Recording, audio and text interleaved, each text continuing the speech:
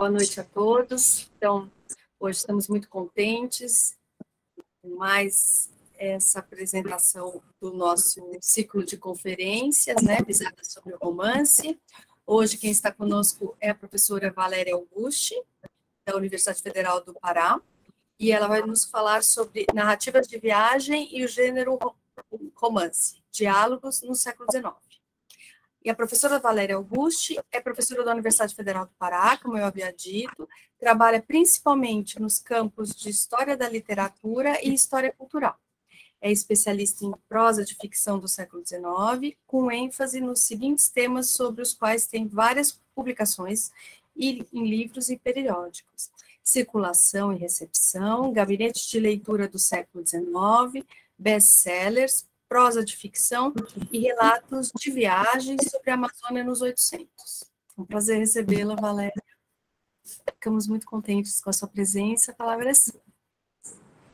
Então, obrigada. Eu gostaria de agradecer o convite da professora Maria Eulália Ramicelli, da professora Maria Lúcia Mendes. É um prazer encontrá-las, como eu já disse novamente aqui à distância, e é um prazer encontrar os alunos, né? Eu acho que os alunos são a razão, né, de tudo que fazemos. Então, estar aqui com vocês é muito importante. Eu pensei, a princípio, em fazer uma apresentação em que houvesse uma fala e, ao mesmo tempo, uma apresentação de slides. Mas é um pouco incômodo, na verdade, né, quando estamos assim online, porque você tem que pôr o slide num canto, tem o seu texto que está no outro. Então, eu resolvi hoje, pensando, eu falei, não, eu vou primeiro falar e depois convido vocês a olharem no slide. Nos slides nós vamos entrar num site, que é o site Paris na América, que é um site que eu construí sobre prosa de ficção francesa há um tempo atrás, com apoio do CNPq.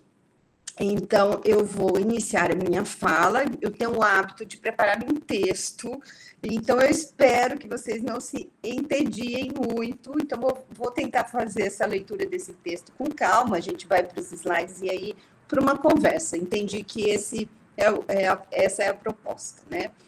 Então, um minutinho só para eu me organizar aqui.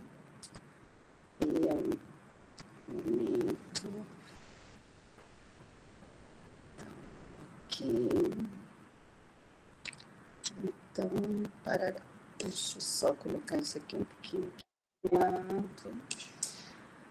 Ok, então, vou aqui dar início.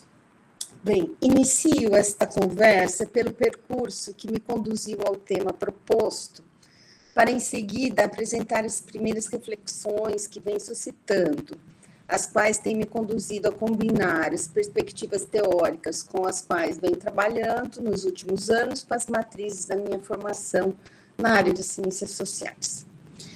Como pesquisadora do campo da história cultural na Amazônia, percebo, numa mirada retrospectiva, que uma das preocupações orientadoras da pesquisa iniciada anos atrás no Grêmio Literário Português do Pará, depois eu vou mostrar os slides para vocês, dizia a respeito à necessidade de compreender, de alguma forma, que obras circulavam entre parcelas do público leitor da cidade de Belém, particularmente aquela que frequentava esse gabinete de leitura. O Grêmio Literário Português do Pará é um gabinete de leitura nos moldes do século XIX. Ou seja, eu queria entender qual era o repertório de obras disponível aos frequentadores da instituição, né? Como esse repertório havia sido constituído e quais eram os agentes envolvidos na produção e circulação desses livros que faziam parte desse gabinete de leitura. A impossibilidade de abordar a totalidade do acervo de um gabinete de leitura, e esse tinha um acervo aproximadamente de 7.000 obras, me levou a um recorte específico, diretamente associado à minha formação na área de letras, que privilegiava as pesquisas do gênero romance. Então, de todas as obras que havia no gabinete, o meu foco era o romance.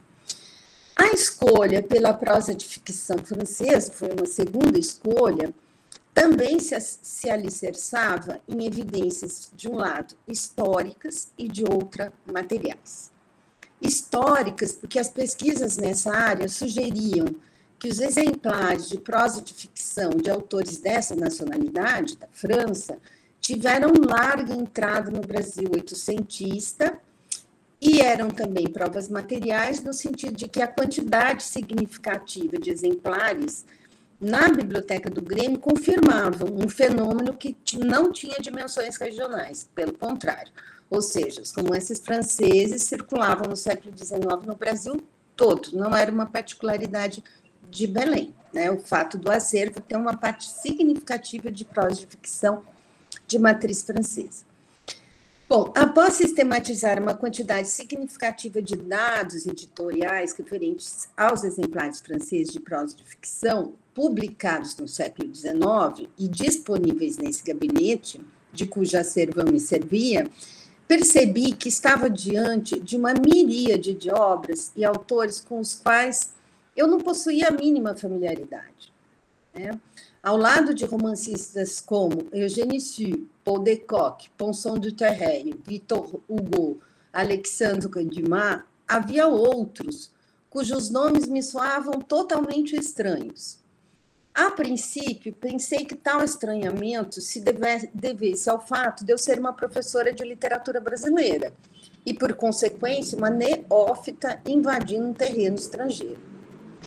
Essa suspeita caiu por terra quando, tendo em mãos um pedaço de papel em que escrever o nome de alguns desses autores, indaguei a uma colega francesa se os conhecia e recebi como resposta um enfático movimento negativo de cabeça. Ela não fazia a mínima ideia de quem eram eles. Por certo, senti-me aliviada, estimulada a seguir em frente. Mas o que, afinal, chamara a atenção nessa reduzida lista de autores? Pesquisando as biografias dos romancistas franceses na Bibliothèque Nationale François Mitterrand, para construir o website que eu vou mostrar para vocês em seguida, que é o Paris na América, site banco de dados sobre romances franceses no Grêmio Literário Português do Pará, eu me dei conta de que alguns desses autores também haviam escrito relatos de viagem. Em outros casos, eu percebi que alguns eram viajantes que haviam decidido verter suas experiências em territórios estrangeiros na forma de uma narrativa ficcional. Então, é esse fio solto, né, na tapeçaria desse projeto aí de pesquisa do website que eu vou tentar retomar aqui com vocês, né? Então, eu vou agora partir para uma outra discussão, né, que eu estou chamando de relatos de viagem, uma aproximação crítica, né? Então, vamos lá.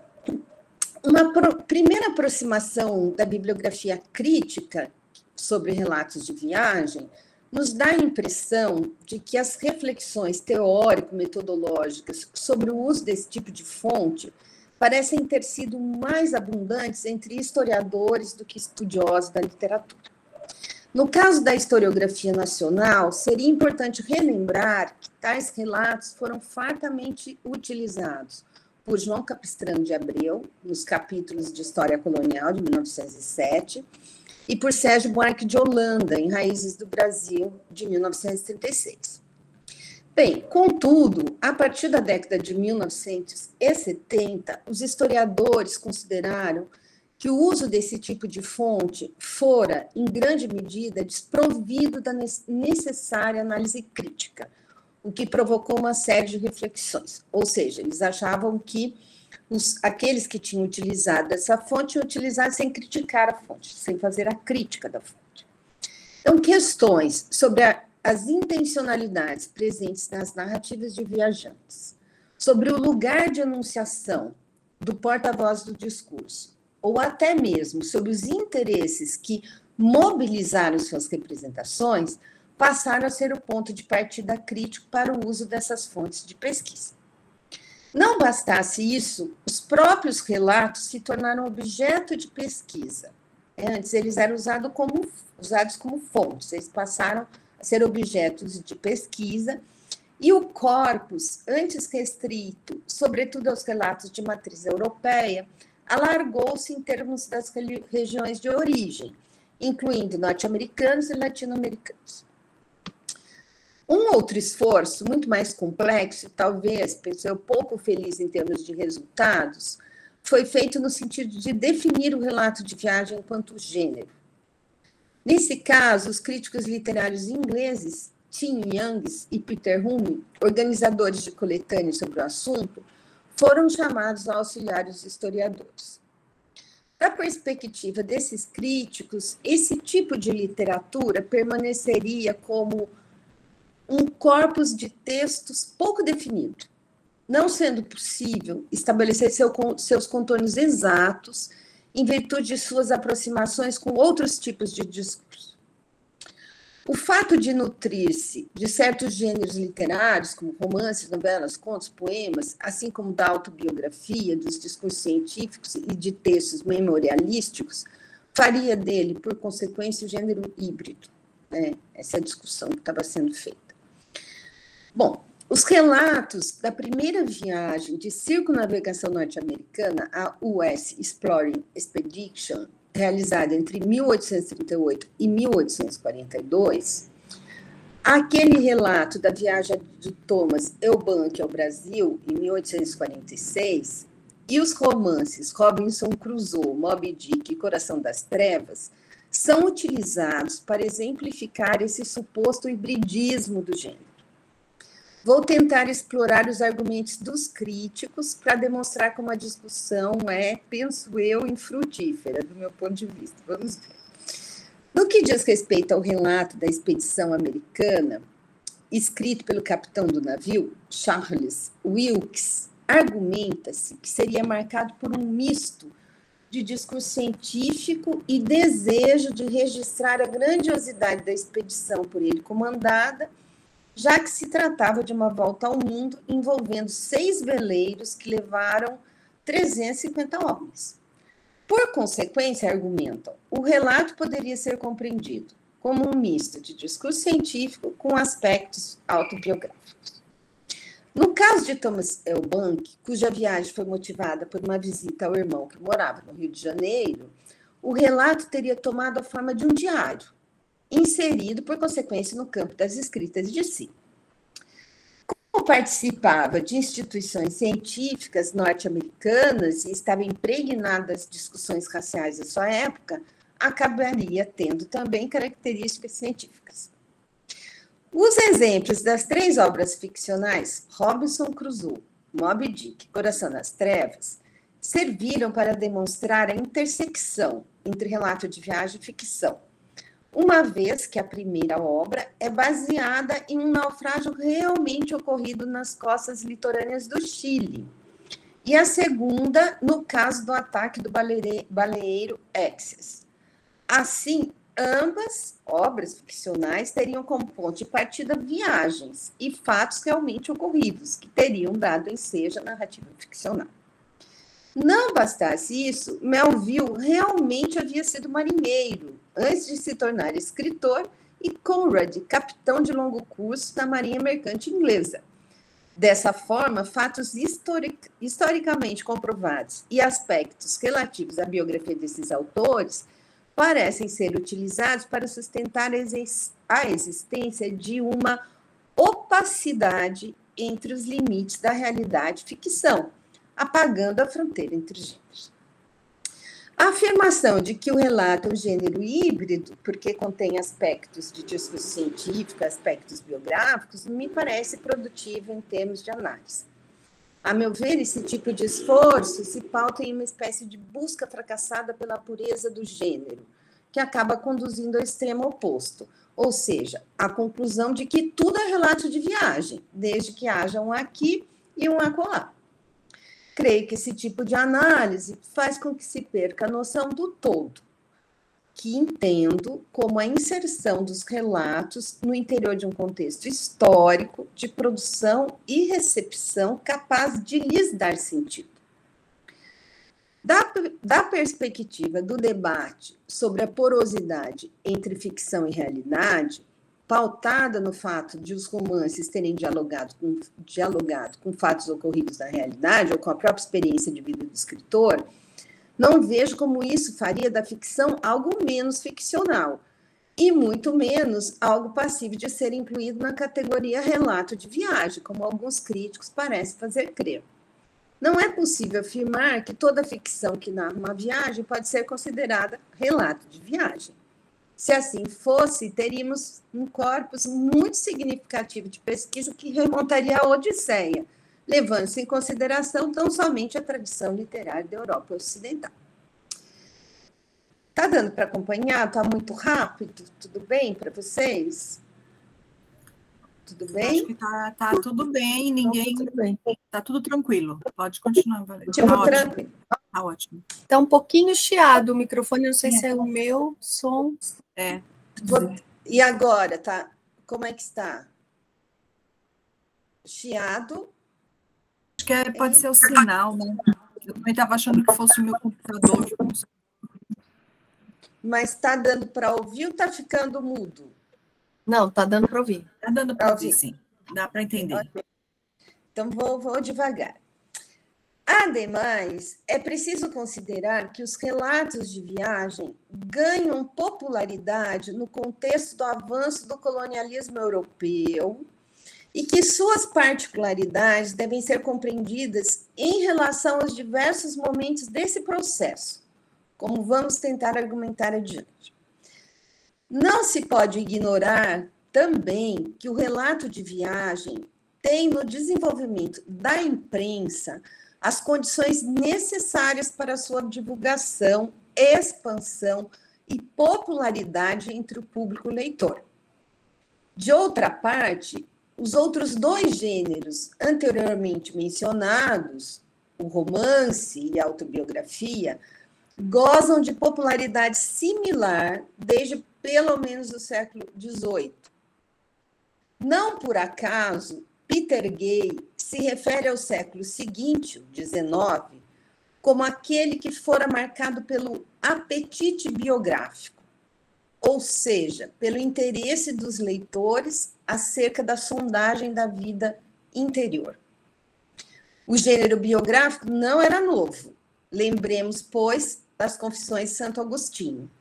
Mas no século XIX, as reminiscências de escritores, de políticos, de artistas e militares, e até de pessoas comuns, encontram um público receptivo e disposto a consumi-las vorazmente. Os vitorianos, afirma Peter Gay, cito, tinham um interesse excepcional pelas autorrevelações. Assim, é possível compreender as razões pelas quais Chateaubriand, já idoso e em condições financeiras pouco favoráveis, recorre a seus amigos para obter os 156 mil francos necessários ao pagamento dos direitos autorais de sua biografia, e George Sand vende sua Histoire de ma vie, ainda incompleta, por 130 mil francos.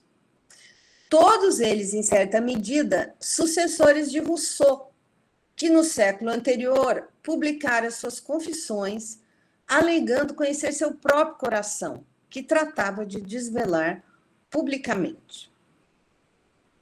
Não interessa aqui avançar por demais na discussão sobre o texto biográfico ou autobiográfico.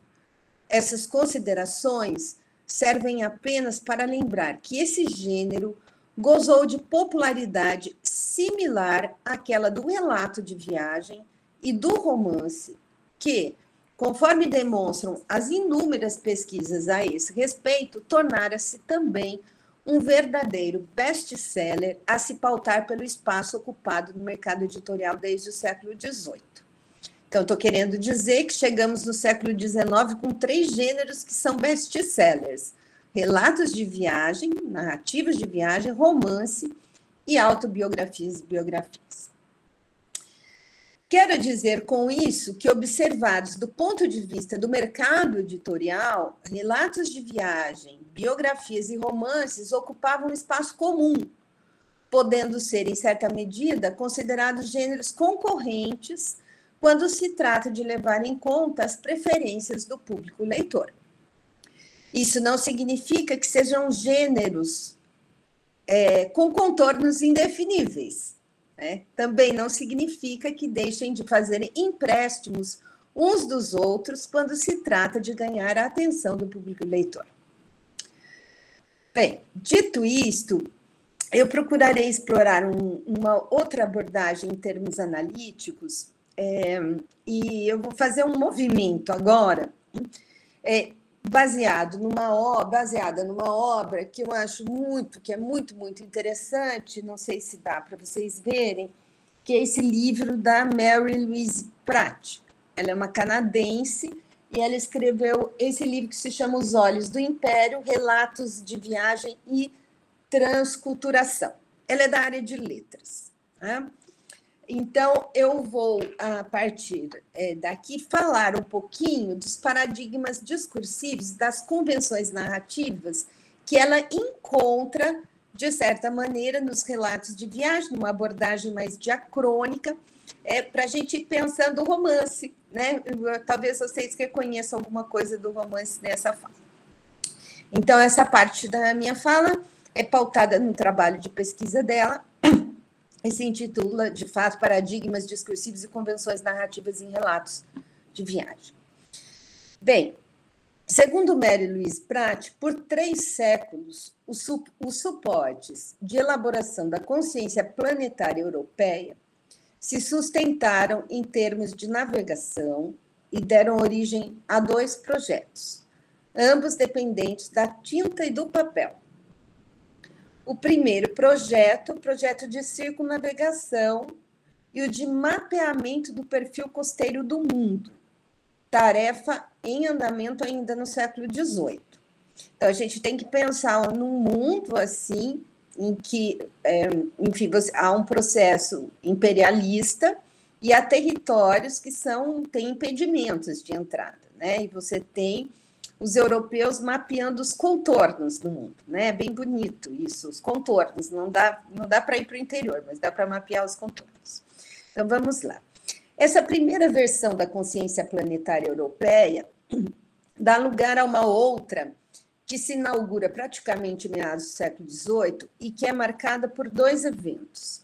A publicação do Sistema da Natureza, do sueco Carl Linné, em 1735, e o empreendimento da primeira expedição científica internacional da Europa, cujo objetivo era determinar a forma exata da Terra, ou seja, saber se tratava de uma esfera ou de um esferoide achatado nos polos. Com esse objetivo em mente, um grupo de cientistas e geógrafos, liderados pelo físico francês Maupertuis, foi enviado para o norte, a Lapônia, e outro grupo, liderado pelo matemático Louis Gaudin, rumou para a América do Sul, para Quito. A realização desse empreendimento requeria, no entanto, a possibilidade de penetrar em territórios até então interditos, em virtude da sua condição colonial. Por essa razão, a expedição La Condamine, famosa, que se dirigiu para Quito, que era a parcela dessa grande expedição, e recebeu o nome de um de seus poucos sobreviventes, foi um sucesso diplomático, pois pôde contar com a autorização de Felipe V para adentrar nos territórios da coroa espanhola na América, até então rigidamente protegido dos olhares estrangeiros em virtude do temor de espionagem das suas riquezas.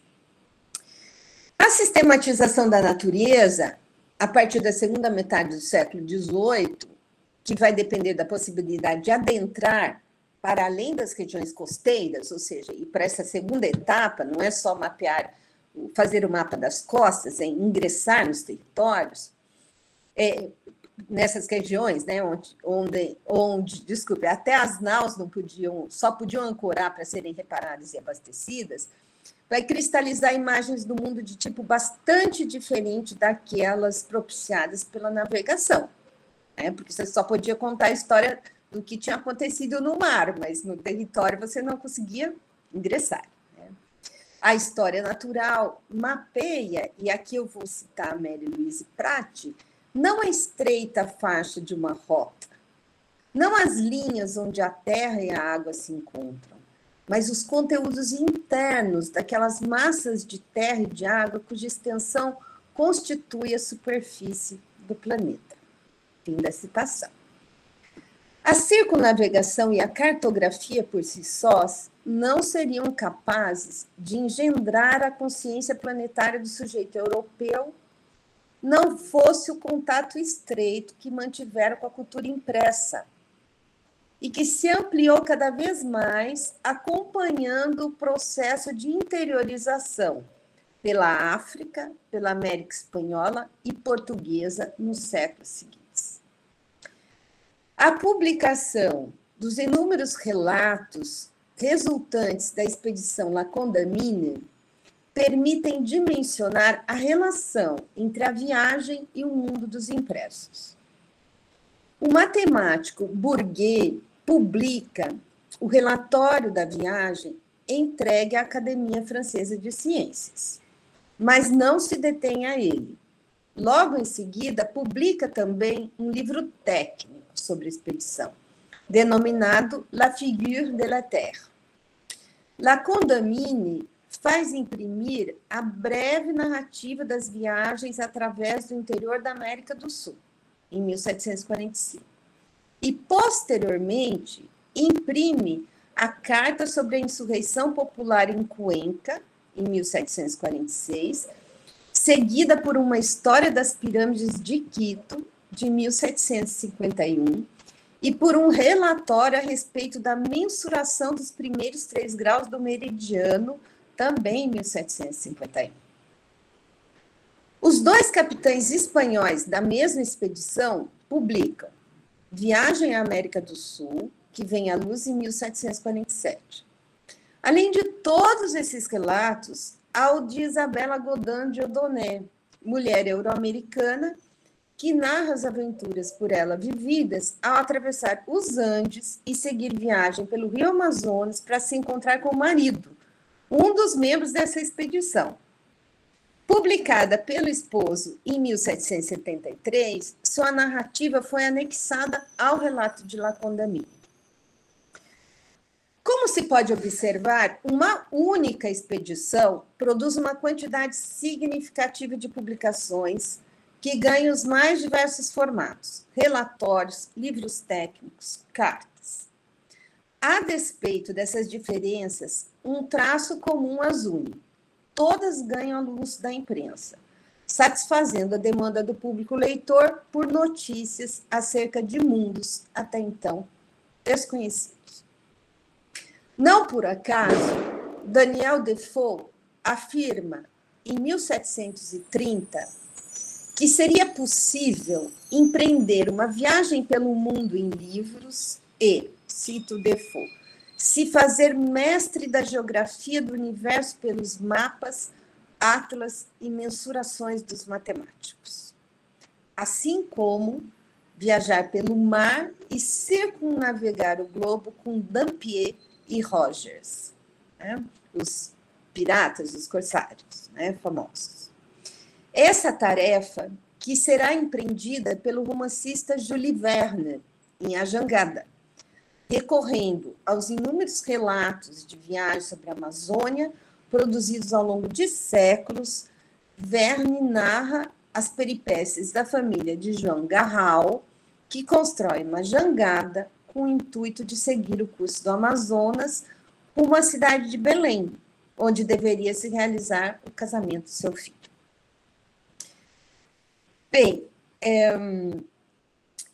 então, seguindo aqui, uma vez, né, que estejamos já de acordo acerca do papel da imprensa na criação de uma consciência planetária europeia, ou seja, como que a Europa vê o planeta, o mundo, os outros povos, os outros territórios, pautada em grande medida na publicação dos relatos de viagem, resta pensar os paradigmas que orientaram essas narrativas em uma perspectiva diacrônica, né, e como eles podem nos auxiliar no estabelecimento de diálogos entre relatos de viagem e ficção.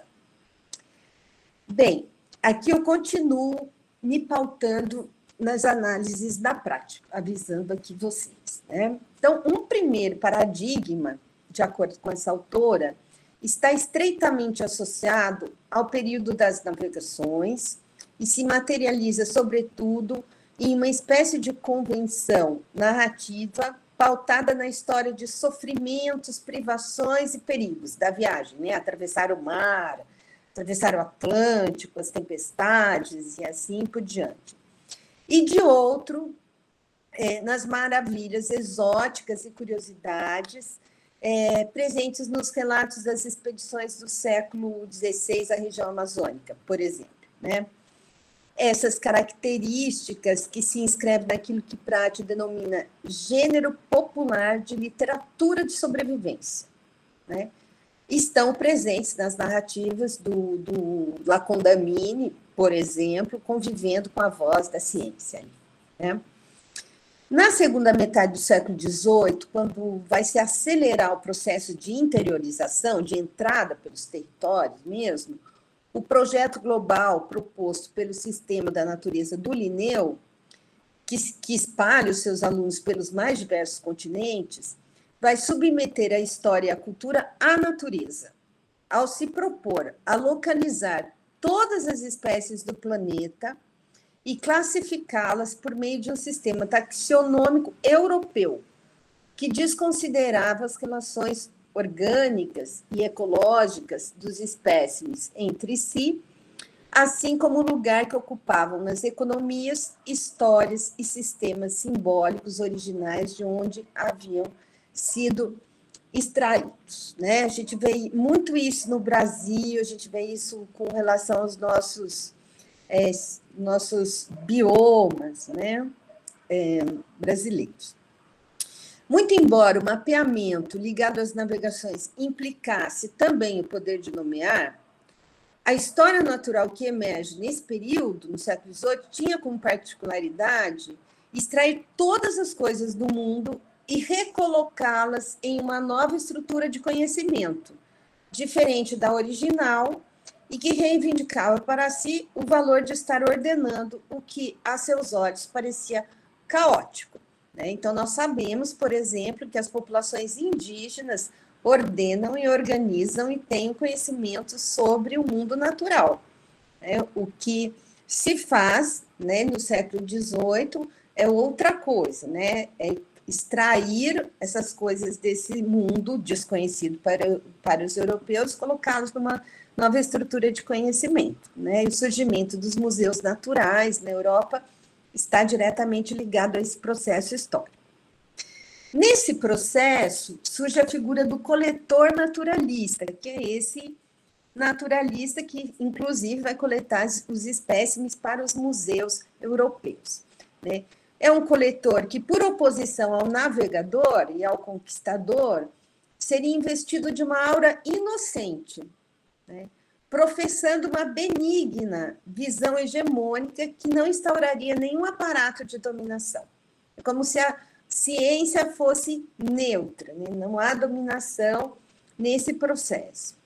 O paradigma implicado na sistematização da natureza abstrai a competição, a exploração e a violência da expansão europeia. Você não vai ver isso nesses relatos de viagem. Justamente nesse momento histórico que coincide com o apogeu do tráfico de escravos, do sistema plantation, do genocídio colonial na América do Norte e na África do Sul, além de rebeliões de escravos nos Andes, Caribe e em outras partes do mundo. Então, o paradigma desses coletores naturalistas exclui tudo isso. As narrativas resultantes das experiências dos alunos de Linneu e de seus adeptos pelo mundo afora se produzem em uma linguagem visual e analítica por meio da qual a natureza é descrita como inabitada, devoluta, é sinônimo, e sem história. Mais ou menos o que tentam fazer com a Amazônia hoje no discurso político. Não há povos, essa terra não é habitada, é muito pouco habitada, isso não é verdade. Então, nesse discurso, a natureza é descrita dessa forma, desocupada até mesmo pelos próprios viajantes, no que tange ao discurso, a forma como eles narram. Ao descrever a geografia e identificar a flora e a fauna, esses narradores excluem a presença humana deles mesmos e daqueles que os auxiliam guiando e carregando bagagens. Aos povos autóctones, o narrador naturalista se refere como uns, os, meus, sem distingui-los pelos nomes, mas sugerindo sua disponibilidade, ou seja, que eles estão ali disponíveis. Né? Eu vou citar a prática, que é muito bacana. Na manhã seguinte, havendo encontrado uma povoação hotentote 2 milhas adiante, tomei um de seus habitantes como guia, afirma Sparman, pupilo de Linneu, enviado à África Meridional em 1772.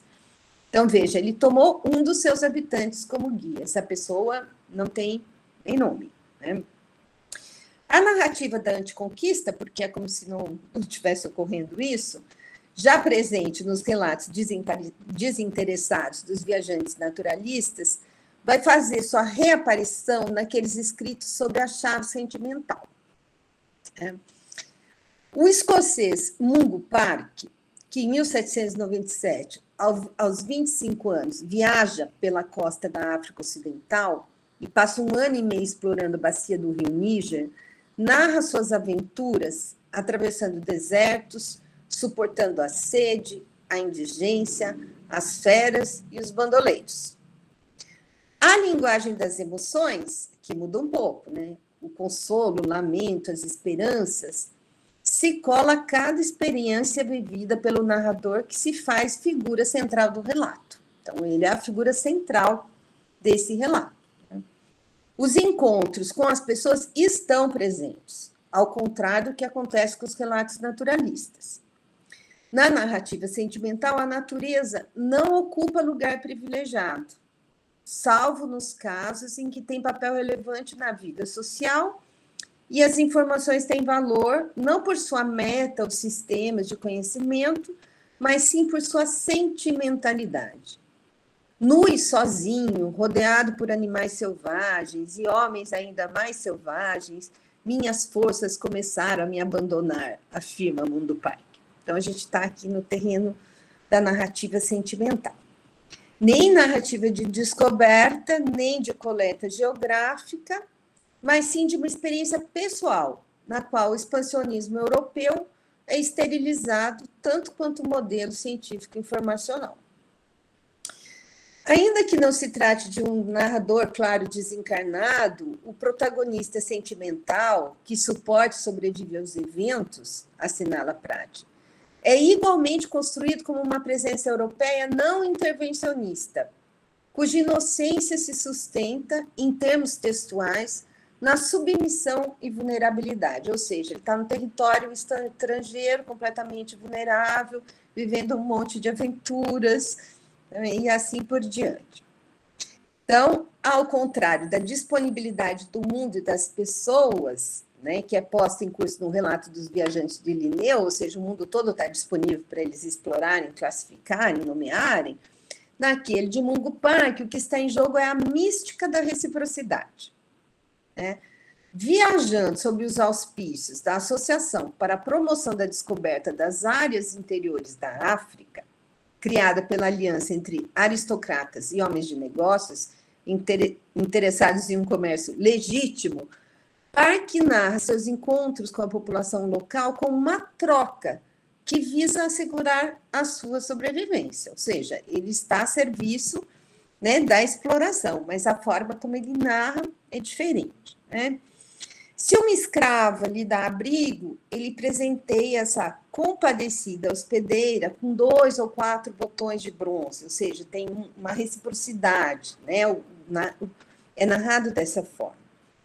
Assim, as aspirações comerciais expansionistas são idealizadas em um drama da reciprocidade, diz Prati. Sentimentalidade e sensibilité se firmam no relato de viagem concomitantemente à ciência, por volta de meados de 1760.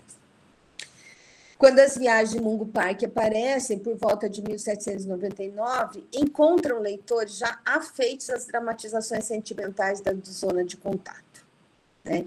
O relato de viagem sentimental, baseado em tradições mais antigas, até de literatura de sobrevivência, narra em primeira pessoa os naufrágios, motins, abandonos, e na sua versão terrestre, que é essa, que uma delas, né, são os cativeiros.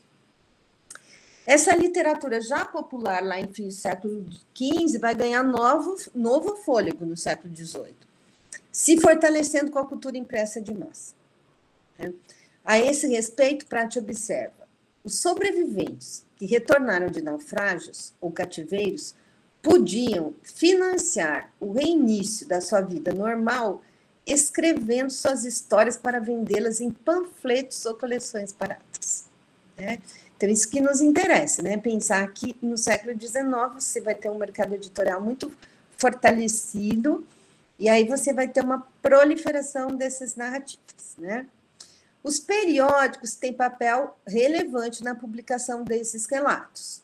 Em 1759, o editor do Monthly Review publica a 4ª edição do relato de Williamson, raptado quando criança, tomado como escravo, lavrador, prisioneiro de índios e soldado voluntário, assim como do escalpelar, do incendiário e outras barbaridades, tudo por um xelim.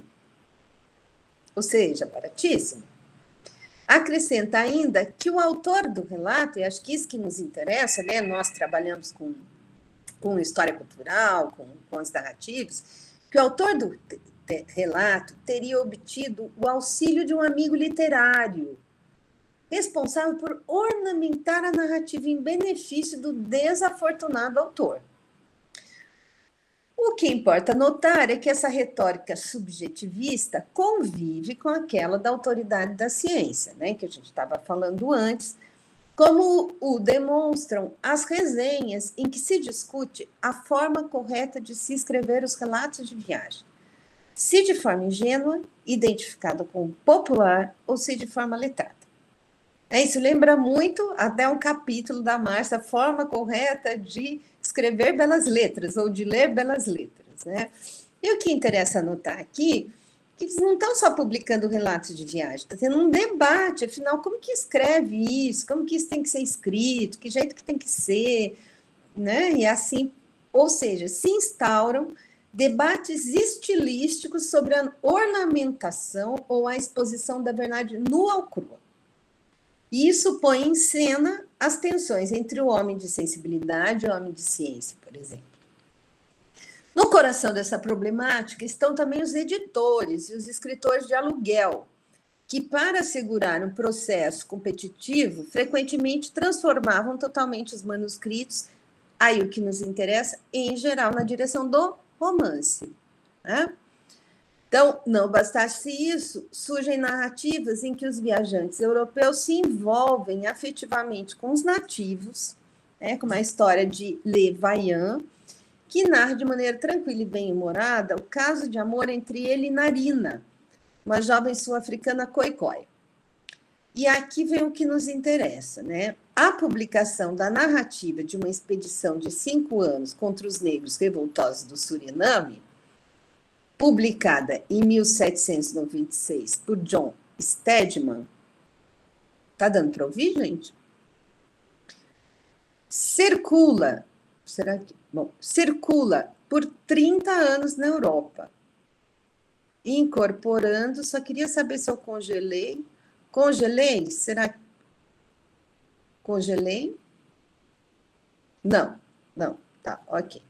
Só para saber aqui se está tudo ok. Circula por 30 anos na Europa, incorporando um misto de etnografia, história natural, descrição social e história de sobrevivência. John Stedman, oficial da Brigada Escocesa do Exército Holandês, que tinha como ídolo, atenção, o escritor Laurence Sterne, escreveu o seu diário, que ele publicou, inspirado em quem? Em Tom Jones. Não bastasse se inspirar em Tom Jones, ele diz também que ele se inspirou nas aventuras de Roderick Random, romance picaresco de Tobias Smollett, publicado pela primeira vez em 1748, e em A Vida e as Aventuras de Banfield Moore Carroll, acho que é Carroll, garoto inglês que fugiu de casa e juntou seus ciganos. Sua narrativa decorre da experiência vivida no Suriname, quando participa de uma expedição para ajudar a conter a guerra de terror instalada por 2 quilombos contra os proprietários das plantations. O que interessa notar aqui é que há um ponto de vista crítico sobre os proprietários de terra holandeses, né, que ele descreve como ociosos, sádicos e glutões, vem se juntar à história de amor que vive com a escrava mulata Joana, nome da minha mãe, inclusive, com quem ele acaba por se casar. Essa história de amor resulta em uma significativa prole literária que inclui uma peça de teatro escrita por Franz Krater, publicada em 1804, uma novela publicada em Londres em 1824, 2 romances holandeses publicados em 1857 e em 1883, além de um romance escrito por Eugênie Sue, publicado em 1840. Só essa narrativa. O casamento interracial de Joana com Stedman, assinala Pratt, encontra na ficção outro campo importante de tematização romântica da exploração sexual nas colônias, já que muitos homens europeus, a serviço das metrópoles, compravam mulheres locais e suas famílias para servirem de acompanhantes sexuais e domésticos enquanto durasse a sua estadia. Na mesma época, as narrativas ficcionais começam a tomar por tema central o amor interracial. Bem, não seria possível avançar ainda mais na discussão aqui levada a cabo por Mary Louise Pratt, mas eu acho que o que foi dito até aqui é suficiente para chegar a algumas questões, né, que a gente pode aqui enfatizar, né? A primeira delas é que a imprensa teve um papel crucial na elaboração de uma visão planetária do mundo por parte dos europeus e dos povos autóctones dos territórios acerca do qual escreveram. Por que dos povos autóctones? Né? Essas narrativas elas vão circular graças ao campo da edição, ao mundo editorial, inclusive nos países a respeito da qual elas foram escritas. Né? Ou seja, nós podemos ler narrativas sobre nós, escritas por americanos, britânicos e assim por diante. Houve, de fato, acho que a gente pode dizer, um verdadeiro debate sobre a forma de escrever essas narrativas de viagem, né? Ou seja, sobre a questão do estilo, bem como o envolvimento de agentes do mundo da edição que escreveram os relatos em lugar dos viajantes com a intenção de atingir determinados públicos leitores, né? Então, as narrativas de viagem, elas são também contaminadas por interesses que têm a ver com o mercado editorial, com o público leitor e assim por diante. Os relatos de viagem, talvez também se possa dizer, tomaram de empréstimo convenções narrativas ficcionais, capazes de permitir-lhes penetrarem num público leitor ávido por notícias de territórios desconhecidos, né? E também, talvez possa dizer que as narrativas de viagem deram origem a proles inúmeras de obras ficcionais, como nós vimos, né? Então, tem uma narrativa, e aí dessa narrativa surge uma peça de teatro, um romance, um panfleto, e assim por diante. Bom, para finalizar a presente discussão, eu vou retornar ao fio solto da tapeçaria, qual seja o repertório de autores franceses que eu disse a vocês que eu encontrei, não sabia quem era, um eu sei, né? E alguns eu não sabia, e vou falar rapidamente da biografia de 4 deles, para mostrar como que eles vão se encontrando nessa encruzilhada do relato de viagem da ficção. Só vou tomar um pouquinho de água.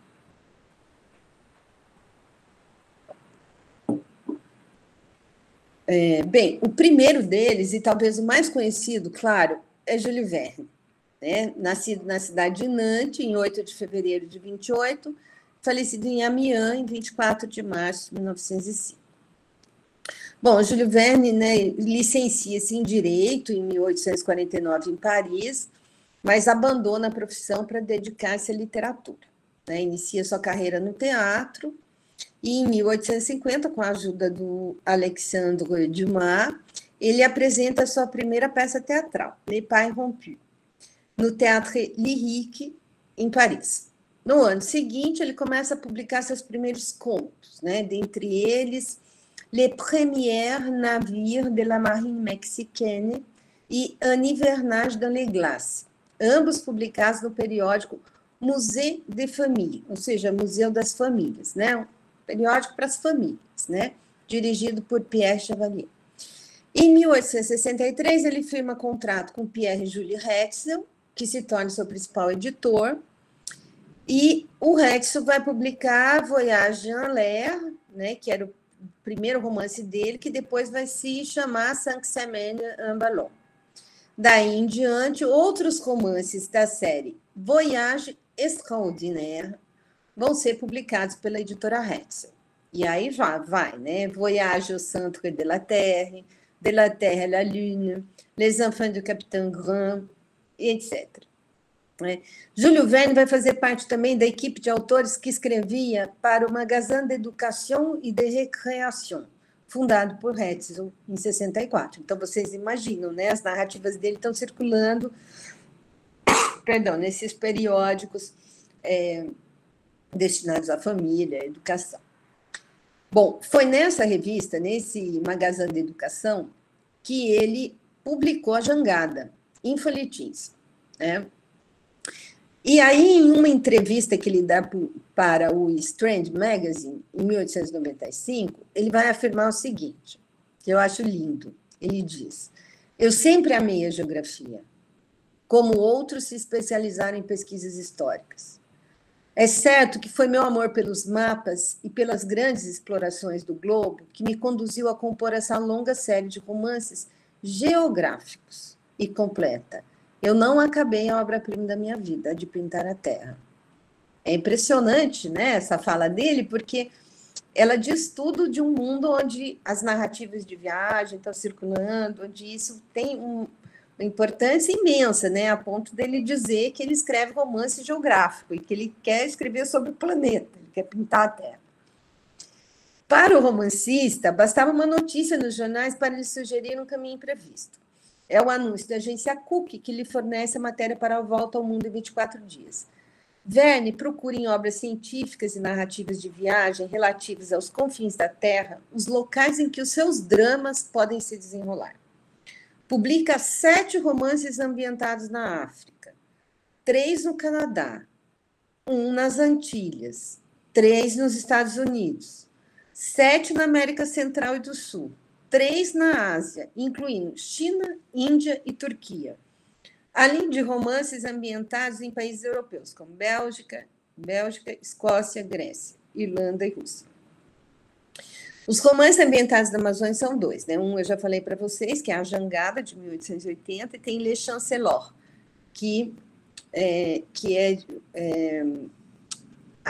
eu não anotei aqui a data, perdão. Bom, então, o Júlio Verne, eu acho que ele é um autor paradigmático, né, dessa encruzilhada aí do romance com um relato de viagem. Agora eu vou falar de um segundo. O segundo deles é Guillaume Joseph Gabriel de Lalandelle, nascido em 1812 em Montpellier e falecido em 19 de janeiro de 86 em Paris. Descendente de uma família de marinheiros bretões, ele faz os seus estudos em Estrasburgo e, com 16 anos, se torna aluno da Marinha Real e, posteriormente, oficial da Marinha. Durante 11 anos, Lalandelle participa de expedições nas costas do Brasil, de Portugal e de Guadalupe. Em 1839, já capitão de fragata, ele pede demissão da Marinha para se dedicar à escrita, publicando artigos sobre o mundo marítimo e romances em folhetins. Charles Monselet se refere a Les Princes d'Ébène, Les Îles de Glace e L'Homme de Feu, romance deles, né, os três romances do Lalandelle, como romances. Aí ele diz selvagens e tatuados. Alguns críticos o consideram seguidor de Fenimore Cooper, autor americano que também serviu à Marinha de seu país, publicou narrativas como The Pilot, A Tale of the Sea, E também seria um seguidor de Frédéric Marriat, autor de várias obras, dentre elas The Phantom Ship. Marriat nasce em Londres, né? Não sei se é assim que se pronuncia, e a Maria Eulália pode me corrigir aqui tranquilamente. Ele entra para a Marinha Real Inglesa em 1806 e vai servir a bordo do HMS Impérieuse, uma fragata comandada por Lord Cochrane. Ele passa 25 anos no mar e serve-se dessa experiência para escrever os seus romances náuticos, admirados por escritores como Mark Twain, Joseph Conrad e Ernest Hemingway. Então, a gente tem os romances náuticos, né? Que corresponderiam, em certa medida, penso eu, a esse momento em que os viajantes estão narrando os mares, né, e as costas. Em suma, Lalandelli, assim como seus antecessores, americano e inglês, os dois mencionados, partilha com eles não apenas a experiência profissional nas marinhas dos seus respectivos países, como também aquela de fazer dessas experiências matéria-prima para a ficção. Parcela da produção literária do autor também pode ser encontrada no Grêmio Literário Português do Pará, traduzida para o português ou em língua francesa, né? No Grêmio, a gente tem, por exemplo, os romances A Vingança do Sargento e os Gigantes do Mar, em edições lisboetas, publicadas em 72 e 78, e tem uma obra em francês que chama Les Femmes à Bord, numa edição do Dantu, publicada em 82. Mas tem uma obra dele, dedicada ao Brasil, que se chama Aventure et Embuscade, Histoire d'une colonisation au Brésil, que nós não temos lá no Grêmio. Bom, então, esse é um dos autores. O terceiro autor se chama Gustave Aimard, pseudônimo de Olivier Glou, que nasce em Paris em 1818 e falece em 83. Gustave Aimard foi um romancista muito popular no século XIX. Sua trajetória como escritor foge também completamente do padrão comumente valorizado pelos homens de letras. Ele é aprendiz de marinheiro, parte em um navio para a América, onde permanece por 10 anos. Depois ele percorre, na condição de partisã, a Espanha, a Turquia e o Cáucaso. Retorna a Paris em 1848, onde por um tempo ocupa a função de oficial da Guarda Mobile.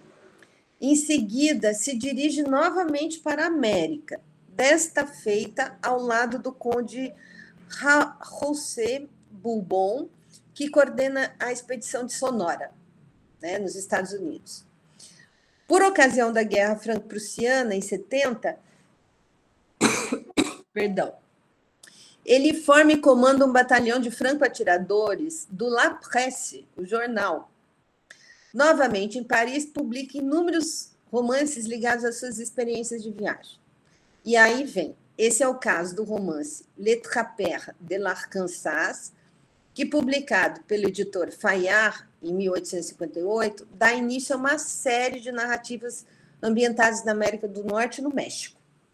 Grande parte desses romances foram traduzidos e publicados no interior de uma coleção editorial portuguesa denominada Biblioteca dos Dois Mundos, para vocês verem como isso circula, né? Vem bater aqui no Brasil. Esse foi o caso de Curumila, que faz parte, juntamente com La Glande Flibuste e La Fièvre d'Or, da trilogia resultante da expedição de Sonora. É uma expedição para em busca de ouro, né? Sua produção ficcional de aproximadamente, vejam bem, 66 romances, participa, segundo alguns críticos, de uma tradição ficcional maior, responsável por fazer os indígenas americanos conhecidos dos leitores franceses. É assim que os franceses vão conhecer os indígenas americanos, pelos olhos dele. Dessa família de romancistas de apaches e moicanos também fazem parte Fenimore Cooper, em cuja produção se inclui O Último dos Moicanos, Honoré de Balzac, com o romance Les Chouans, Gabriel Ferry, com Les Coureurs de Bois, e Paul Duplessis, com La Sonora. Segundo Compère, tais autores introduzem na França esses diabos, les diables rouges do deserto, les Comanches e, surtout, les Apaches, présentés comme d'êtres vils, cruels e inassimiláveis, né? Então, eles apresentam, né, que eu fiz uma mistura do francês com o português, os Apaches dessa forma.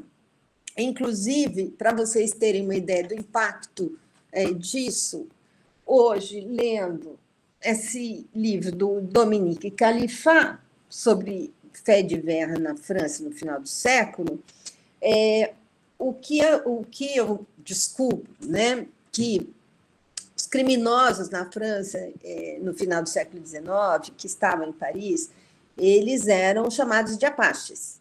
Né? Então, aquilo que se firma do ponto de vista simbólico por essa literatura a respeito dos indígenas americanos vai servir para nomear esses criminosos comuns diários das ruas de Paris no final do século XIX para o XX, início do XX. Né? Então, é o nome que aparece na imprensa. Né? Os 30 anos de aventuras desse autor são narrados numa obra que chama Par mar et par terre, Les Corsaires, publicada em Paris em 1879 por Paul Ollendorff. Bom, em 79, ele também vai vir para o Brasil, para o Rio de Janeiro, o Gustave Aimar, e ele vai conhecer o Dom Pedro II, e depois vai escrever uma obra sobre isso, Mon Dernier Voyage, Le Brésil Nouveau, que vai ser publicada em Paris em 86. Tem mais um romancista, gente. Será que vocês conseguem? Olha, são 7h15, ainda eu nem... Aí esse aqui é o final mesmo. Eu sigo, daí eu nem mostrei, depois eu mostro rapidamente os slides. Bem, o quarto romancista se chama Louis-Henri Boussenard. Nasce em Israel, falece em Orléans, no início do século XX, 1910. Ele ingressa na Faculdade de Medicina de Paris, em 1867, e interrompe o curso para participar também da Guerra Franco-Prussiana em 70 e 71. A partir de 75, ele abandona a medicina e vai se dedicar ao jornalismo e ao romance folhetim. Em 79, ele é contratado por um periódico muito importante para a circulação dessas narrativas de viagem e ficção que tem viagem, que é o Journal des Voyages, periódico semanal e especializado nisso, em viagem, ficção e exploração. Nesse periódico, ele vai publicar o seu primeiro romance, Le Tour du Monde d'un Gamin de Paris, que tem uma grande aceitação entre o público leitor. Em seguida, acreditem, o ministro da Educação Pública e Belas Artes, o Júlio Ferry, vai confiar a ele uma missão científica de 8 meses à Guiana Francesa. Após essa missão na Guiana, ele vai fazer outras viagens. Né? Ele visita o Marrocos, Serra Leoa, Caribe, Flórida, Indonésia e as ilhas do Pacífico, para vocês verem que a gente viaja muito pouco. Né? Esse pessoal no 19 era muito animado e circulava o mundo. Comparado a Jules Verne, Boussenard produz 37 romances de aventuras e viagens, além de inúmeras narrativas curtas que são reunidas numa antologia que se chama O Antípode. Em 82, ele vai publicar uma obra que se chama Le Robinson de la Guyane, o Robinson das Guianas. Então, ele entra nas Robinsonadas também, né, o Boussenard. Bom, sobre o Brasil, ele também vai escrever De Paris ao Brasil pela Terra e etc. Né? No interior de uma coleção que depois eu vou mostrar aqui para vocês. Né? Bom, já estou finalizando. Como se pode perceber, temos aqui um corpus de obras e de autores que, partindo da Europa, essas obras vêm aportar aqui no Brasil de alguma forma. Eles chegam lá no Grêmio Literário Português do Pará, no século XIX, diga-se de passagem. Isso significa que tais obras circulam por inúmeros países e continentes, uma vez que são alvo de traduções para as línguas dos mais diversos destinos. Ou eles vêm na língua original ou em outras línguas, ou traduzidos. Por consequência, essas obras não vão conformar somente a visão dos europeus a respeito do resto do mundo, mas a visão também dessas sociedades a respeito de si mesmas, muitas vezes, né? Então, acho que essa é uma primeira questão. Acho que também é interessante observar que muitos desses autores não pertenciam às elites letradas, né? Eles ingressam no mercado editorial após se engajarem em viagens pelos mais diversos continentes. E o que chama atenção é que eles são marinheiros, né? Eles têm um envolvimento com as marinhas, eles têm envolvimento, enfim, com o mar mesmo, né? A experiência da viagem produz não somente narrativas com pretensões de veracidade, né, mas obras de ficção. Né? Então, essa é uma grande questão. Por que eles viajam e voltam e falam, eu vou escrever um romance? Daí fica aí para a gente discutir, né? Aliando a curiosidade, né, dos povos locais pelo público leitor a esses outros gêneros, vira romance, vira teatro. E não raras narrativas de viagem alimentam o texto ficcional, que é outra forma, né? Que é o caso do Júlio Verne, que jamais colocou os pés nesses países em que ele ambienta os enredos, mas fez dos relatos de viagem a fonte primordial de sua criação literária. Então, você tem autores que não são literatos, são marinheiros, viajantes, que depois escrevem romances, e romancistas que leem relatos.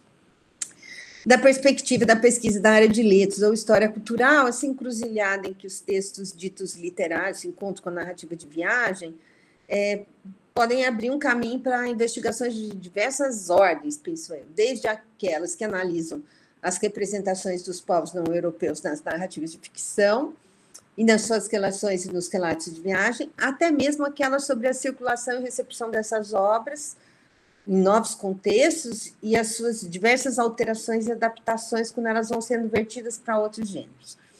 Então, na verdade, era isso que eu queria falar. O que eu ia mostrar para vocês em seguida, rapidamente, é o material do site. Então, eu só vou fechar essa janela aqui. Acho que eu vou fazer uma projeção rápida para vocês terem uma ideia. Espera aí um momentinho. Só para ter uma ilustração, né? Porque, gente, é tanto falatório, né? Então, aí vocês já cansaram, né? Então, vou pôr aqui, reproduzir, né? Então, bem, eu vou mostrar rapidinho. Aqui é uma imagem de Belém do Pará, na Belle Époque, né? Uma cidade bem bonita, aliás, um tanto europeia, se vocês olharem aqui à direita, esse edifício logo na esquina. Aqui é o edifício do Gabinete de Leitura, o Grêmio Literário Português do Pará, onde várias dessas obras, desses romancistas a que eu me referi, fazem parte do acervo, né? Um gabinete fundado por imigrantes portugueses no século XIX, em 67, onde eu pesquisei. Aqui é o site Paris na América, que é o site que resulta... Depois eu vou entrar ali, então eu nem vou clicar aqui. Que resulta dessa pesquisa de prosa de ficção francesa no Grêmio. Eu vou mostrar, porque senão... Bom, tá aqui. Então, aqui tem um site, ele não está totalmente em 3 línguas, porque é impossível, né? Então, aqui, só para vocês terem uma ideia, né? Aqui, né, quem me ajudou na pesquisa, as minhas alunas, que eu queria mostrar aqui durante a pesquisa. O site está com os bugs, né? Só avisando vocês, mas teoricamente teria como pesquisar qualquer palavra que ele buscaria, mas talvez aqui seja uma maneira mais fácil de pesquisar. Vocês podem pesquisar aqui por autores. Né? Vocês estão vendo aqui o bug está bem aqui em cima. Teoricamente, você põe uma parte, o nome do autor aparece, mas nem sempre não está funcionando. Inclusive, tem que verificar isso. E aí, quando você entra aqui, tem uma imagem, o nome do autor, uma pequena biografia, e aqui tem as obras do autor que estão disponíveis na biblioteca com os dados editoriais. Vou só clicar numa aqui para vocês virem, olharem, né? Então, isso aqui é Os Dramas do Novo Mundo, é aquele romance Curumila, né? Aí tem os dados, né? Publicado em português, não tem data de edição, dentro de uma coleção Dois Mundos, de Lisboa. Essa é a editora, tem um endereço da editora, da tipografia, assim por diante. Tem várias maneiras de fazer a busca aqui. Então, voltando aqui. Então, esse é o site, os autores de que eu falei, né? Um é o Júlio Verne, eu nem vou entrar, senão não vai dar tempo aqui. Aqui, só uma amostra, né, da edição, de uma edição da Jangada, daquele romance. Essa coleção é belíssima, francesa, né, do Hetzel, é um luxo, tem em Belém também edição do Júlio Verne nessa edição. Aqui a Galera Chancellor, né, que é outro romance dele. Aqui o Lalandelli, que eu não sei onde foi parar aqui, sumiu o meu link do Lalandelli, sumiu mesmo. Aqui as Aventuras em Emboscadas, né, a obra que ele escreveu sobre o Brasil. Aqui entrando, esse aqui funcionou, né, que vocês já tinham inclusive visto. Vou voltar para cá, justo esse eu já tinha mostrado, né, essa obra aqui, Le Brésil Nouveau, né, e aqui que eu queria chegar, para mostrar para vocês que interessante. Essa é uma edição, não tem no Grêmio, tá, mas é uma edição dos Caçadores de Arkansas, daquela coleção, daquela série dos Apaches, né? Então, olha, se vocês observarem, ela está dentro de uma coleção aqui, Aventuras e Viagem, e vendida a 65 centímetros. Então, isso é muito barato, né? São os romances dele, as capas coloridas, dá para ver que o papel é bem, assim, de pouca qualidade, né? Mas... olha, é a coleção Viagens, Explorações e Aventuras. Aqui, para quem quiser mais baratinho ainda, você podia comprar os fascículos semanais a 10 centímetros, uma edição popular ilustrada, e ler a mesma obra, né? E aqui são várias capas que eu encontrei na internet desses romances aí, do Aimar, sobre os Apaches, né? Dá para ir vendo, acho que dá até para fazer um estudo de como vai se modificando aí a ilustração dos romances dele. E aqui também o Bucenar, né? Que dá para essa figura curiosa, né? Que a gente nem imagina, né? E as obras dele, que estão em grego. Então, aí, e aqui, né, na verdade, uma obra dentro de uma coleção, né, Os Grandes Aventureiros através do Mundo, né, e aqui é um jornal bimensal que chama Voyage Illustré, e também muito barato, né, você podia comprar o livro, Robinson na Guiana, mas também... Aqui fazer uma assinatura, tem um abonnement de 80 centímetros e você lê. Ou seja, é muito barato. E por último, acho que tinha um que eu queria mostrar aqui, que eu achei bem interessante, né? Acho bem interessante porque tem lá, Através da Austrália, do Bucenar, e se chama categoria Romance Geográfico. Então, é isso. Eu vou parar aqui um momentinho para a apresentação. Então, se vocês viram, eu acabei levando a sério que era até 7h30, mas assim, eu exagerei, né? As palavras começam assim, eu falei, talvez dê para fazer mais rápido. Mas aí, então, é isso, assim, eu acho que eu queria falar um pouco desse assunto com vocês, né? Fazer uma provocação aí. E então, se vocês tiverem um tempinho, acho que a gente troca ideias, né? Conversa, enfim, acho que é isso. E eu vou, com licença, eu vou fumar um cigarro aqui, né? Vocês sabem que eu tenho esse probleminha aqui com... Então, é isso. Fiquem à vontade. Muito obrigada, Valéria. Muito instigante a sua apresentação. E eu confesso que me interessa muito, porque eu sempre penso as coisas pelo viés da história, né? E aí, quando você falou que o Júlio Verne mesmo disse que ele pensa pelo viés da geografia, eu nunca tinha pensado nesse aspecto, né? Em pensar o Incrível, lugar, né? Incrível. A ideia Incrível. que ele mesmo já tinha, né? A clareza. Isso, e esse livro do Romance do Bucenar, quando está lá, romance geográfico, e aí eu fiquei pensando, o que faz a gente pensar, porque o romance histórico, ele tem um estatuto entre os homens de letras no século XIX, né, imenso, né? Quando alguém até quer justificar que está escrevendo romance, para dizer que o negócio é sério mesmo, ele fala, é romance histórico, né? Não é? Não tem isso.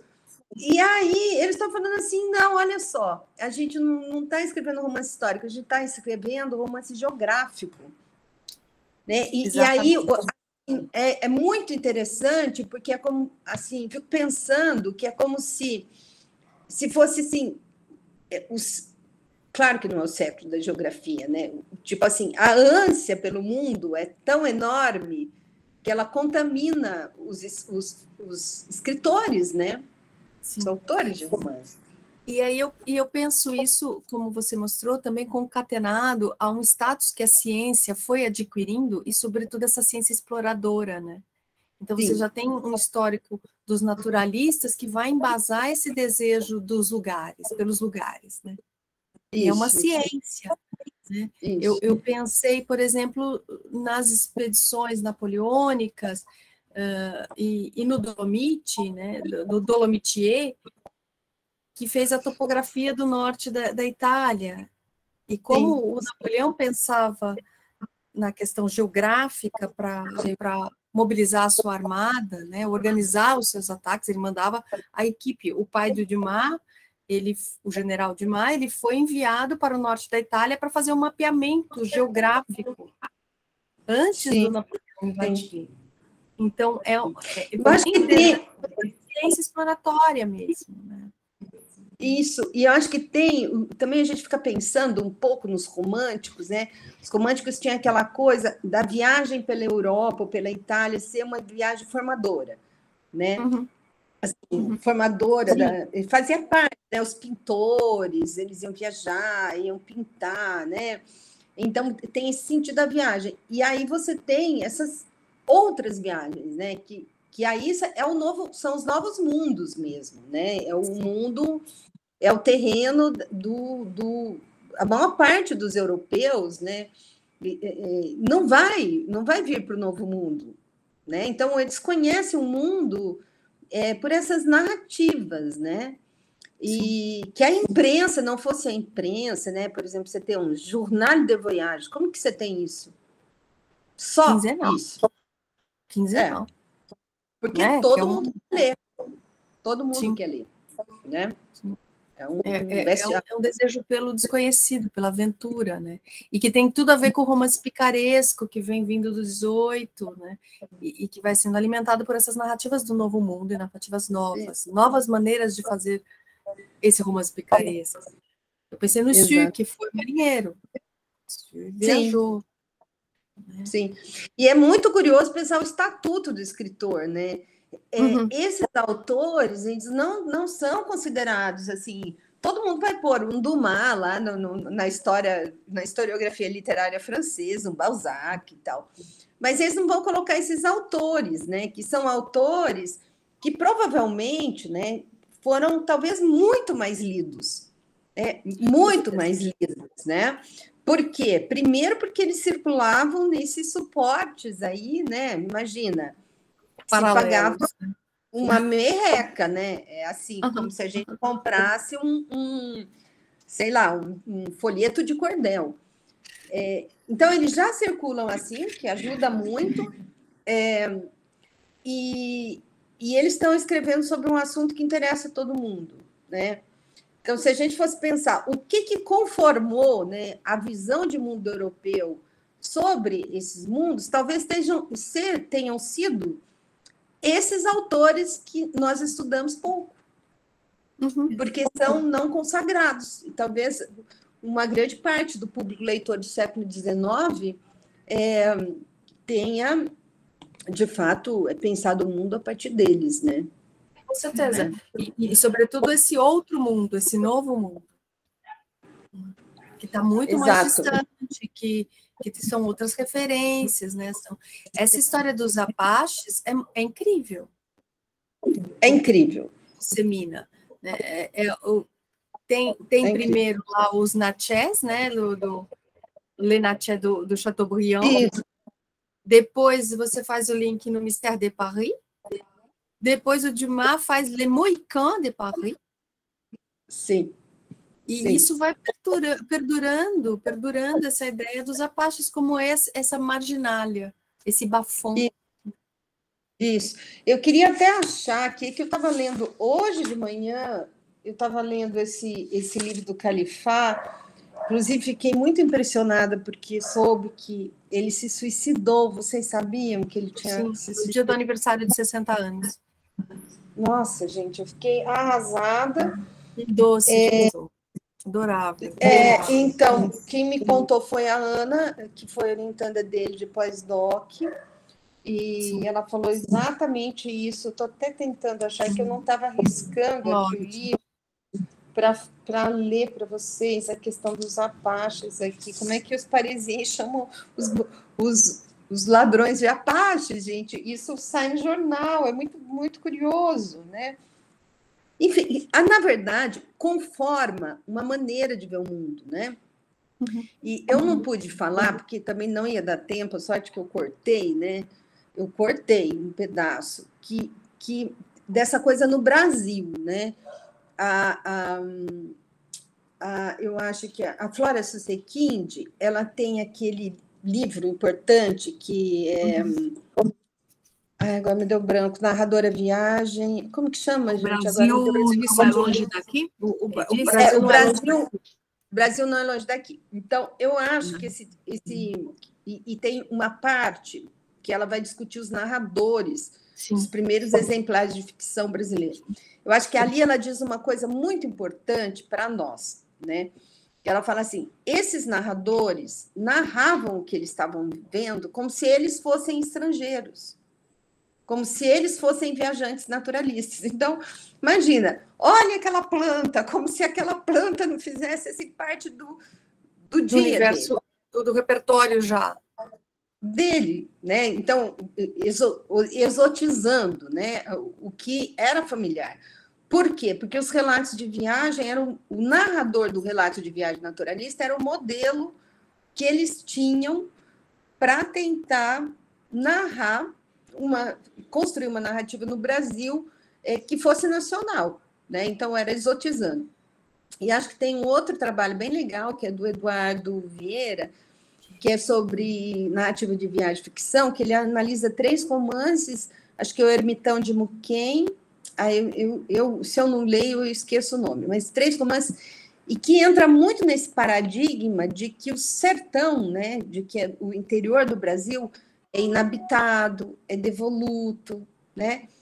Então, talvez as maneiras de narrar elas tenham relação com esses próprios paradigmas que a Mary Louise Pratti, aqui a Mary Louise Pratti se refere, né? Então, jeito de narrar mesmo na ficção, né? Contaminando a ficção. Acho que é uma coisa... como se a dicção da ficção fosse a ponte para a compreensão, né, do mundo mesmo. Né? Assim, como se para chegar na natureza brasileira fosse necessário essa intermediação do relato de viagem, desse narrador. Isso.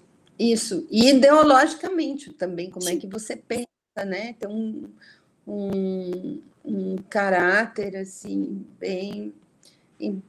Enfim, né? Bem ideológico mesmo, como que... Pois, aí é isso, é interessante. Estrangeiros na própria terra. Isso, exato. Aliás, essa era a discussão, a gente estava discutindo, eu tenho uma aluna que fez um trabalho sobre um autor paraense, que trabalha com ficção de crime e tal, e assim, e a gente ficava lendo os romances, ficava curiosa, ficava pensando assim, nossa, ele está na Amazônia, né? Então, por exemplo, tem lá um romance ambientado no Marajó, né? Se você pegar qualquer relato de viagem sobre essas regiões, a Amazônia, tudo é natureza, a Amazônia é só natureza, né? Realmente é uma terra devoluta, inabitada. Então, o olhar é um olhar assim, olha, tem aquela planta, tem isso, tem aquilo. E ele é alguém de Belém. Então, a paisagem, o cenário, não tem a mínima importância para ele. E a gente falava assim, olha só, não tem a mínima importância. Ele está lá no Marajó, ele está em Mosqueiro, em lugares que, assim, tanto no passado quanto atualmente, quem não é do Pará e vai para esses lugares, até os paraenses acham lindo, porque é mesmo. Mas, assim, ele não narra dessa forma maravilhada, né? E nem com os detalhes que poderiam exotizar o local, né? Uhum. Então, não exotiza, porque é algo... Faz sentido. É bem interessante. Ele se chama Edir Augusto, né? Quem gosta aí de narrativa de crime, e ele tem uma série de romances, né? E um deles se chama Moscou, é bem violento. Moscou é apelido de Mosqueiro, a ilha que tem próxima a Belém, né? Que durante muito tempo ia-se de barco, né? Agora tem uma ponte, então é possível chegar de carro.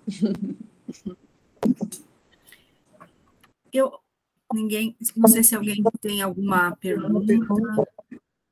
Não. Eu vou fazendo. Não, como você, Valéria, partiu do Grêmio, né, das obras no Grêmio, para trabalhar toda essa questão dos relatos de viagem, eu estava pensando agora também assim, você tem registro ali no Grêmio, que mudou de nome, né? A instituição mudou de nome, enfim. Mas você tem registro de empréstimo desses romances? Eles têm registros? Para você assim, tinha bastante interesse de leitores ali de Belém em ler essas narrativas? Vocês têm como saber isso? Lá no século XIX, então, né? Não temos, infelizmente, porque, na verdade, os registros, né, as fichas de consulta foram descartadas, né? O Grêmio ele passou por 1 ou 2 incêndios, né? Então, assim, aquele acervo é um acervo que, assim, milagrosamente sobreviveu, né? Porque e isso se perdeu. A gente não tem. O que seria maravilhoso, né? Seria maravilhoso saber o que as pessoas liam. O que a gente sabe, né, Maria Eulália? A gente sabe que os leitores gostavam de ler romances. Por quê? Porque o presidente da instituição escrevia para o livreiro, lá o Antônio Maria Pereira, que era o livreiro português, né, explicando para os alunos, os livros vinham de Portugal. Tinha um livreiro em Portugal e a presidência do Grêmio, que é como se fosse... deixa eu tentar, não sei se vocês estão familiarizados com isso, mas é como se você fizesse uma assinatura de um clube de leitura, e aí você tem... de uma biblioteca, e você pode tirar, você paga um pouquinho por mês, e você pode tirar os livros de graça, levar para casa, devolver e ler, né? E como sobraram, né? Isso foi um milagre também, as correspondências da diretoria do Grêmio com esse livreiro, a gente sabe que eles diziam para o livreiro, olha, envie romances, que é o que as pessoas mais gostam de ler, né? Então, a gente sabe o gênero predileto. E o acervo, ele demonstra isso, né? Então, o acervo, assim, que restou, né? Mas vamos supor que o que restou ainda representa o que era no século XIX, ele demonstra, assim, a hegemonia do romance no acervo, a hegemonia do romance francês, depois das obras portuguesas, aí não são só romances, né? Não se trata só de romance, e tem um pouco de prosa de ficção britânica, e que tem autoras também de relatos de viagem, viu, Maria Eulália? Interessantíssimas. Tem uma lá que eu amo, porque a mulher viajou o mundo inteiro, entendeu? Diz que ela tinha um problema de coluna, e tinha crises de coluna, e o médico falou assim, manda para o pai, né? Manda ela para os Estados Unidos lá, porque aí ela vai melhorar. Aí ela chega nos Estados Unidos, pega um cavalo e sai pelos Estados Unidos sozinha a cavalo. O pai morre, a coluna dela, sim, fica ótima, e ela viaja pelo mundo. É uma coisa muito louca a história. É Lucy Bird, o nome dela. E escreveu horrores, né? Horrores, assim, publicou muito. A gente se sente, assim, eu me sinto, pelo menos, uma extrema preguiçosa, comparando com o que esse pessoal fez no século XVIII, Com certeza. sabe? Bom, não tinha uma série de coisas que atrapalham a vida e tiram energia, sugam energia e atenção da gente, mas é incrível, incrível. E você imagina que era viajar na época, né? Pois é. E voltando ainda a leitores, vocês não encontraram assim anotações assim de leitores nos livros assim? Nas obras? Coisinhas, assim, nas margens. Alguma coisa, mas não muita. Não Nada muito. significativo, assim, né? Acho que eles supervisionavam, né? Acho que não podia, né? Acho que eles falavam assim, pode ler, mas anotar. Então não tem muita coisa, infelizmente. Porque você pega a biblioteca do Machado de Assis, que aquela colega nossa do Dom Pedro II estudou, né? Dá para ler tudo que ele anotou na marginalia, né? A marginalia, né? Tudo que ele anotava, porque os livros eram dele, ele anotava na marginalia, botava um negocinho no meio do livro, né? Ela fez aquele trabalho. Estou tentando lembrar o nome dela, muito interessante, sobre a biblioteca do Machado. Bom, Valéria, agradecemos muito. Eu que agradeço, adorei encontrar vocês novamente. Espero aí que, enfim, que essa fala, né, até suscite aí nos alunos assim a ânsia de quero pesquisar esse autor, isso aqui, né? Porque eu acho que isso que é legal, né? Quando a fala da gente pode ir para outros lugares e citar aí curiosidade, acho que causar interesse, né? Com certeza. Isso. Foi um prazer. Muito agradeço. Então, nós agradecemos muito, esperamos que você esteja em breve conosco novamente.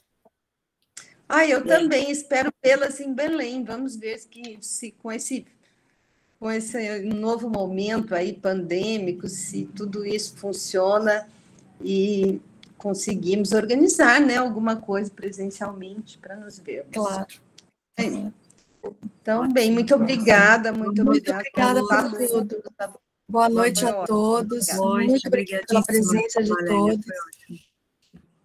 Obrigada. Muito obrigada mesmo. Abraço. Tchau, meninas. Tchau. Tchau.